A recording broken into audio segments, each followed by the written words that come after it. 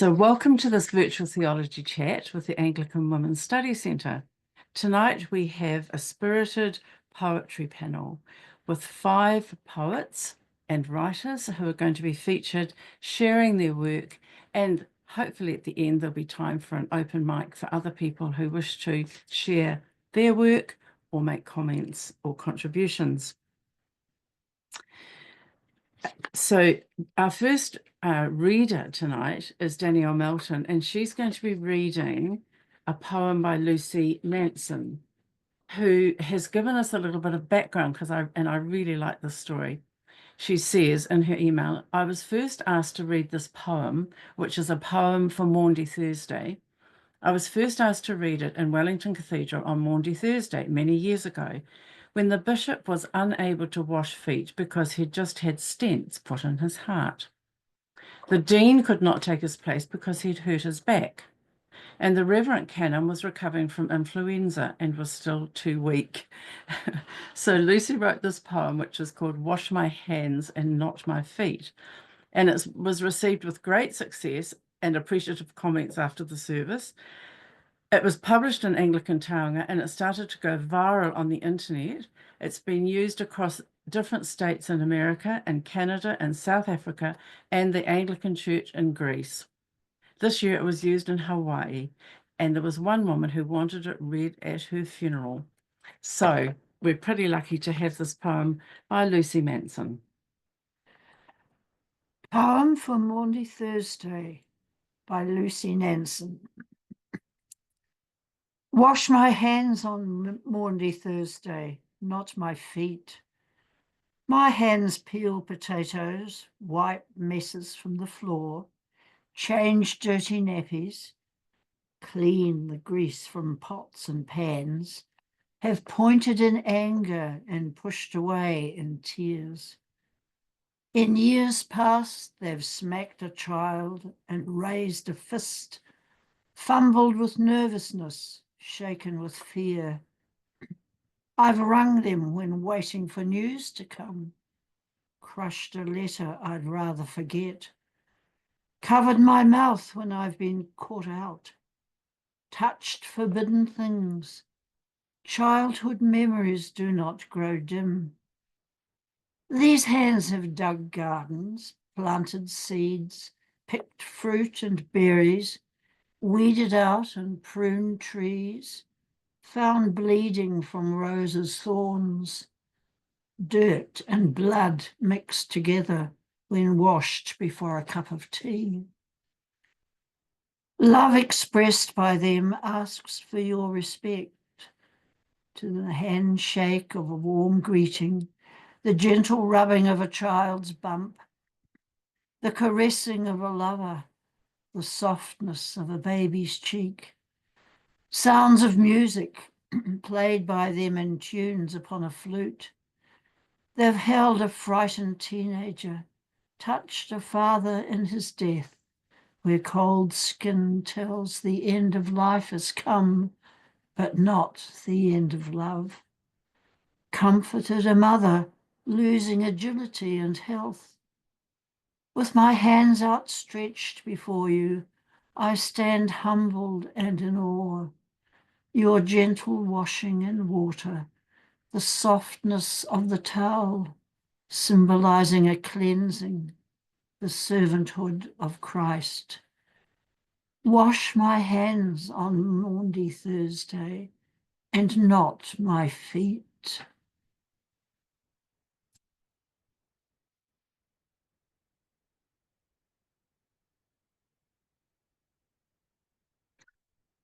Thank you, Danielle. You can see why people like it, can't you? It's just really lovely. I wish we had time to do all the poems twice because you have to listen so intently. Right. Our next reader is Akanesi Folau from Tonga and reading to us from Tonga. So Akanesi, the microphone is yours. Actually, I came up with the idea to write this poem as a story of my journey, my spiritual journey. as I started joining the Anglican Women Studies, which I was confused, and I was at the first place kind of lost because I have so many faces, so many people that I met on this journey, and I come to know and meet all of them, but all of a sudden some just vanished, some just left.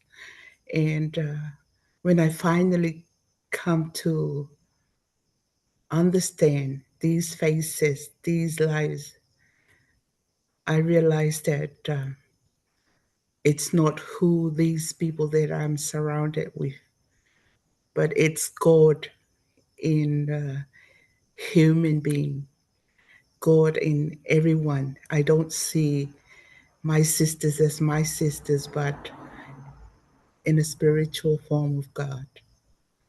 So I chose my poem as a name without a face, a name without a face. Hear the existence of the unknown. Read as someone that you don't know. Count the number that's not even but odd. Love me, a name without a face. Flower is its equivalent. Beauty, nature, and appearance. Fragrance, image is an illusion, a name without a face.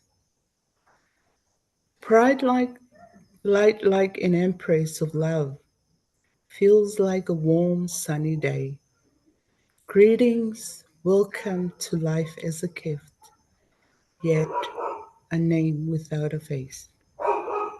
A great entrance to tell your existence, laughing, crying, struggling to breathe. This is you, staring with great confusion. I can now see a face and yet a name. Malon.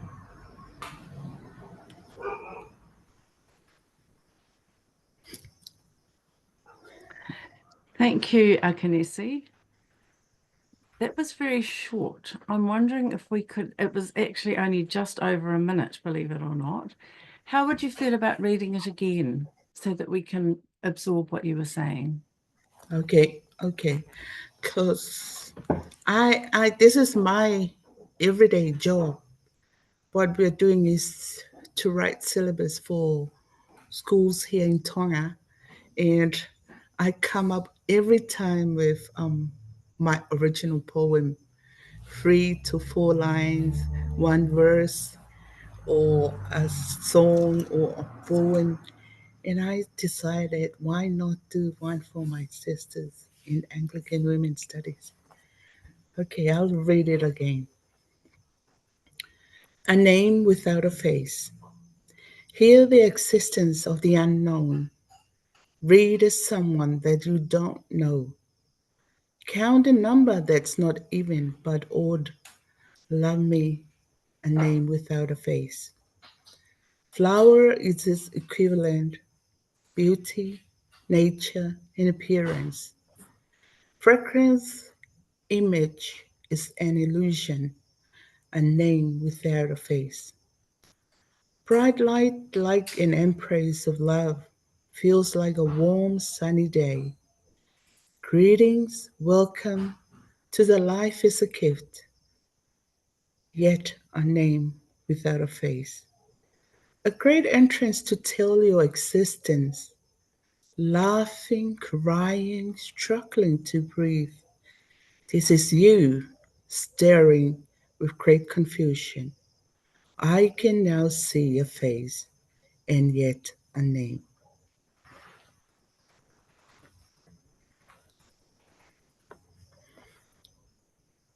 Thank you. Thank you very much.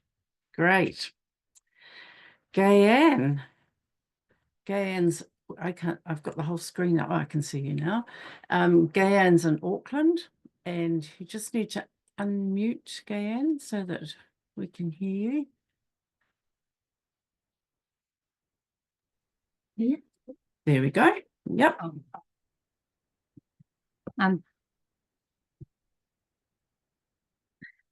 I live in, no, at this time, I lived in Meadowbank, and I'm reading a poem I wrote after meeting with my son at Narrow Neck Beach. For those of you who are not familiar with Auckland, a lot of the journey between the two places is across the bridge or on a motorway, and you can't stop. So that's just to explain a part of the poem. I've called it Saying Goodbye, and it was written early 2021. I have cried from Narrow Neck Beach to home. I am so not ready to say goodbye to you. Rivulets of tears track pathways down the contours of my face. Dripping droplets slide down my neck into a bountiful cleavage that is no more, between the breaths you suckled. I remember to breathe slow and deep as I keen, telling myself, pull over, this is not safe. Yet there is nowhere to pull over. My tears cease momentarily, acknowledging this inner wisdom, until a fresh wave of grief comes crashing over the frontier of my mind. I picture you far from home on the other side of the world, and hear the question that has lurked unuttered in the depths of my heart. Will you remain safe as you cross the thresholds of one land to another and to another, where border controls are not as stringent as our own? Followed quickly by a plethora of questions that reveal my own vulnerabilities. Who will now take the place of your gaze of such sweet, unconditional love? Speak the words that declare your belief in me, your acceptance of my strengths and vulnerabilities. When each day I feel the undertow of doubt and fear, desperately trying to pull me under in waters too deep for me to swim. I am bereft. I choose to accept and lean into my fear, these questions, the not knowing, the aloneness, because you, my firstborn son, have your own path to follow, and I mine. We will adult together, a world apart, but held fast by mutual love.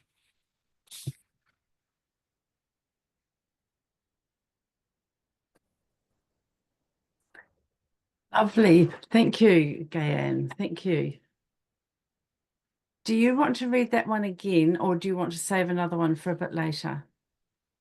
I think if I read it again, because it's so real, and it just flowed in the car, and you know, we have a very special connection, but we've lived most of his adult life with the world apart. But yeah, no, I think I read it slow enough for people to hear.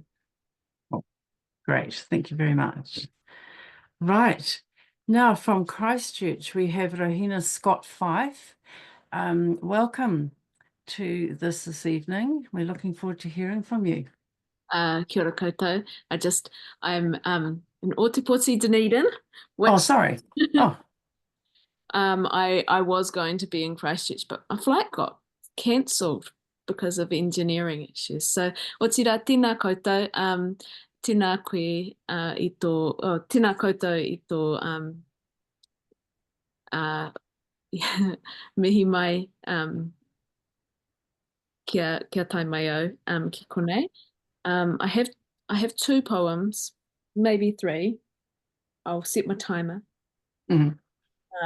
Actually, and I've been writing poetry since I was very young, but over the last 12 years, I've been writing every day in April.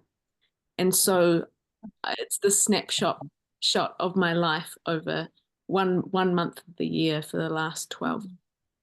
So these poems come from my April poetry. 1. I was a water baby, waiting in my mother's womb. They called me tadpole, seal, otter, fish.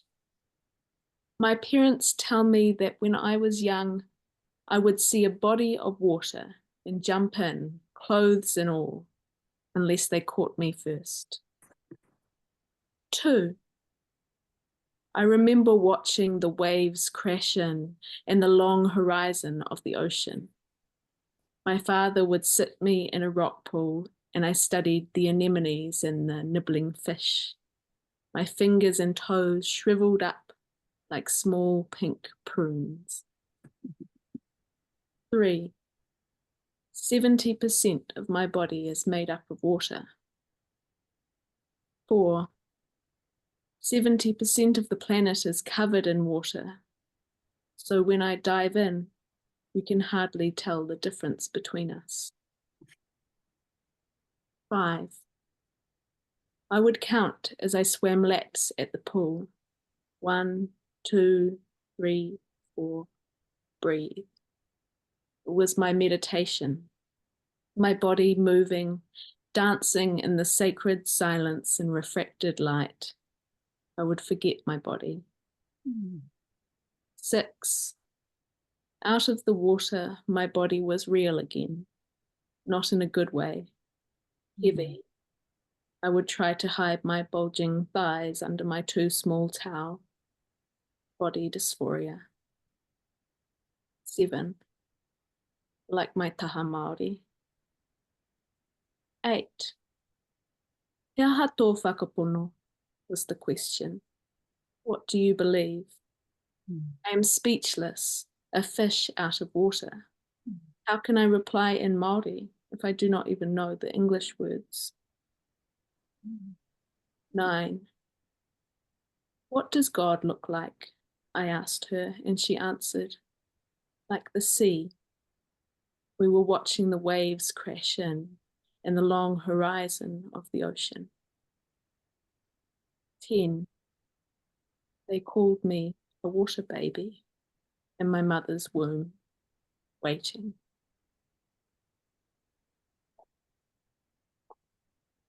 Order. I'd like to share one more poem. It's much shorter. Well, freedom sounds like song on mountaintops. Or that night, seeing Joan Baez radiant on stage.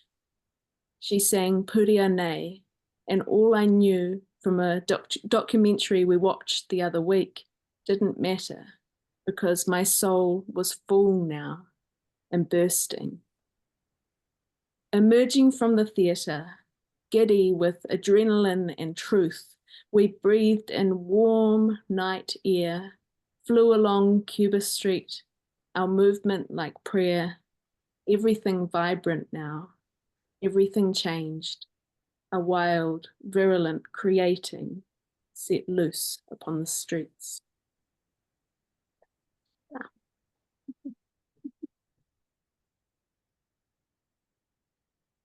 Great. Thank you so much, Rauhina. Okay. Sandy, who is beaming in from Palmerston North, I think, unless I'm wrong. Yeah, truly the same.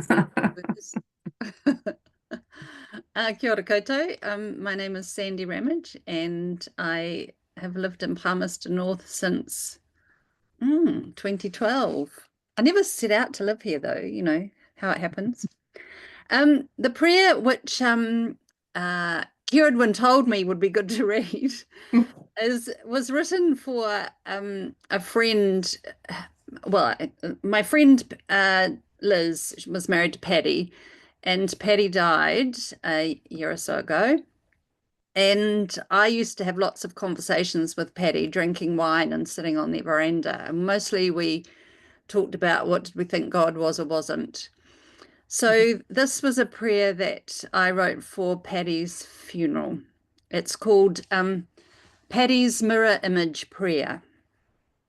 And he was a golfer as well. So here we go.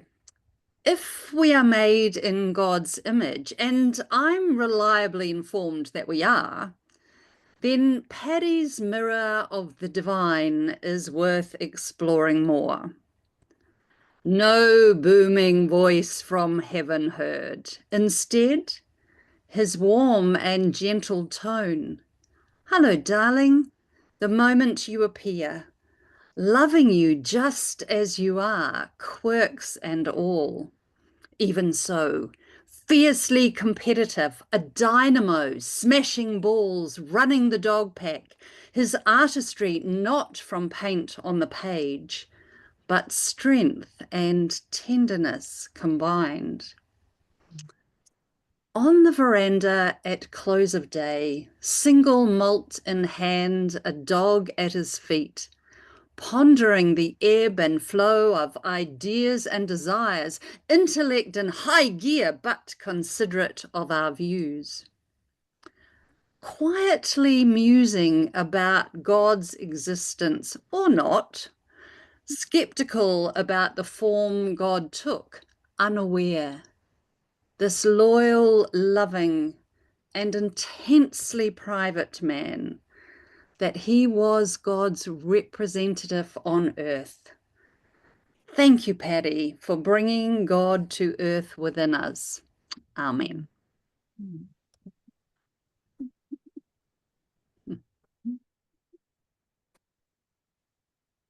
Thank you, Sandy.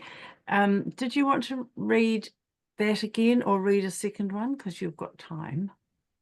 Well, I could keep a second one for later, shall I? You could do that. Yep, cool. Okay, well then I'm going to be brave and read one too. So this, what I'm going to read, it's really a piece of slam poetry, which I have read outside, but it's inspired by some of the women who are on the screen here tonight. Some of the women I've met and loved and admired through my work with the Anglican Studies Centre and through my life. But it was also inspired by a friend of my grandson who said to me, "Are you just his nana?" And that wasn't a very good thing to say to me. So this poem is called Someone's Nana. Am I just someone's nana? Am I just someone's mum? I hold back my tongue. I hold out my arms. I love them, whatever comes. Yes, I am just someone's nana. I am just someone's mum. I will wipe away the tears from the heartaches of the young, but I am also just.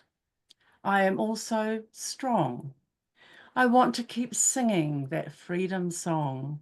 I will walk with the hikoi. I will stand up and shout, sign petitions for peace, let my passion out for justice and freedom. This world is grieving, is speeding to some kind of end.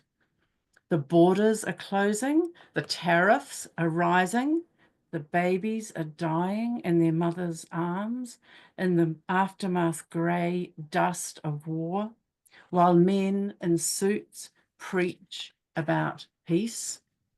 Is the finishing line in sight? With the iron fist in Russia, the orange face in the States, the satellite man saving the world, and America great again? Maybe we just need a good Marmite sandwich. But what is good anymore? What is true and fake news? What is the ground of our being? The placentas of my children are buried here in this land. I am a mother of this earth. I will not hold my tongue. I will hold up my arms and wave a flag on the side of the road for Palestine, for Ukraine, and the other places that we no longer see night after night on our screens.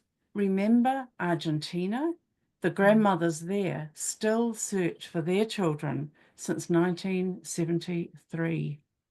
Yes, I am also a grandmother. I'm also someone's lover. I'm someone's friend. I have them all beside me as we stagger to the end.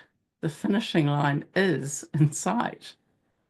They will hold my hand and laugh and weep. They will understand when I lust after an orange Vespa, when I fail at Taekwondo, when I survive the Camino, when I fall out of a waka ama, but finally tackle the luge. Yes, they keep me just. They keep me strong. They keep me singing that freedom song. So, up the just nanas, up the just mums. We are all just daughters. We are all just sons. The time has come to be just.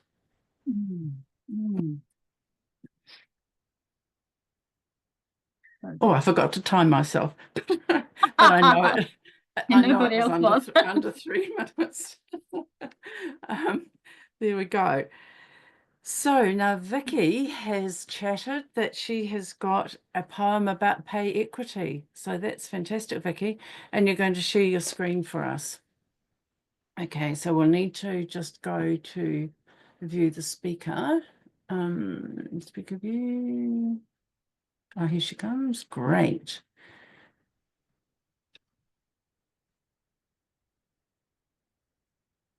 You unmute, Vicki. I wrote it on Friday after I've been to a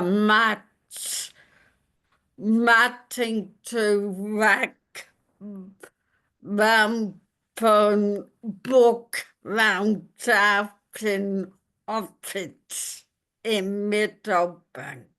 Okay. And I heard it in my response.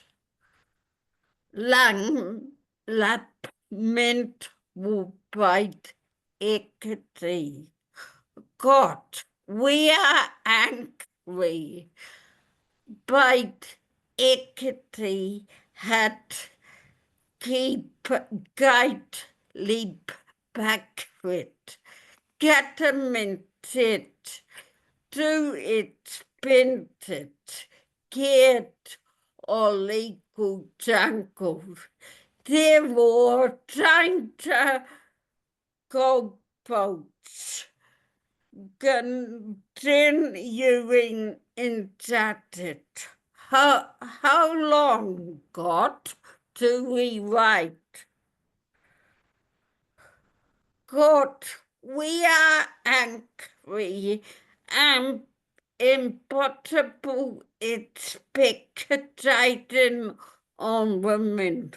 By work, keep the home by a burning, not able to make enough to live. Through the toilet, what make the will different? Reading ticket puppetly, being able to participate in society. How long, God, do we wait? Mm.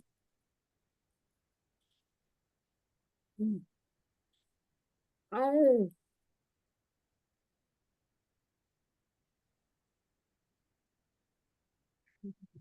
Come, God, we are angry. Oh, come at it, and not it. What to have equity with men? We did to think that we did drink. We were getting closer and really out without consultation the possibility of getting by equity that's not from our guts. How long, God, do we wait? Sitting and weeping. We get again to write again. We hope our grandchildren do not have to keep writing disinjected. We're angry and tired. Our work is never done. Oh God, we cry to you. How long, God, do we wait?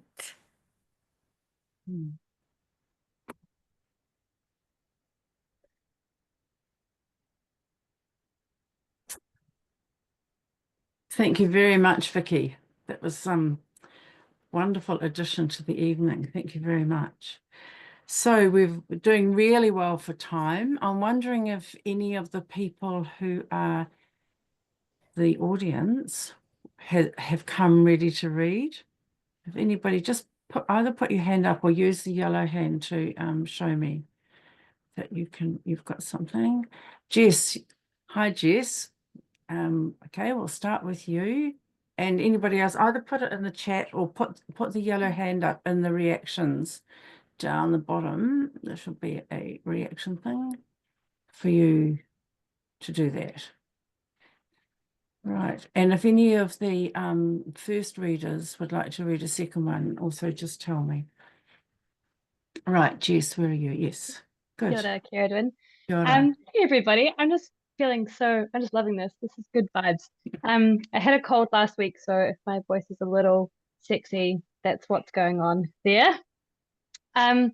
So the context of this poem is I did some postgraduate research on theology and menstruation a couple of years ago. Wow, it's already been a couple of years. And I just so enjoyed like overflowing my reflections into art and poetry. So I have a poem about menstruation. Trigger warning if blood's not your thing. I think the poem is really just about, like trying to reframe my experience of having a period. There's a heavily like negatively coded kind of story about it in our culture. And I want to, play with it a bit more, celebrate it a bit more, recognize the connections between this blood that I carry and blood in theology. So my poem is about that. And it's just called Ritual. When I bleed, I adorn myself with beads and scarlet-coded hues. When I bleed, I am not afraid to make a splash. When I bleed, I ask my lover for space and time. I devise litanies to the tune of my own flow. When I bleed, I imagine myself a priestess. When I bleed, I am butterfly, snake, Lazarus. When I bleed, I fill plastic chalices with rusty, goopy batter. I am poured out like wine. When I bleed, I take stock of the gush. When I bleed, I press the sinewy lengths between my fingers, giggling. When I bleed, I squeeze my alchemy from thick gussets in period underwear. I admire the pretty colors in the sink. When I bleed, it takes a village. The kettle is always boiling. When I bleed, I do not fear death. I become her crimson boulevard. Thank you. Wow.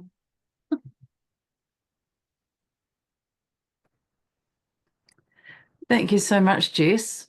Gayanne, if we have, you can be on next, and then Numia. Kia ora, Numia. Great to see you. Gayanne and Numia.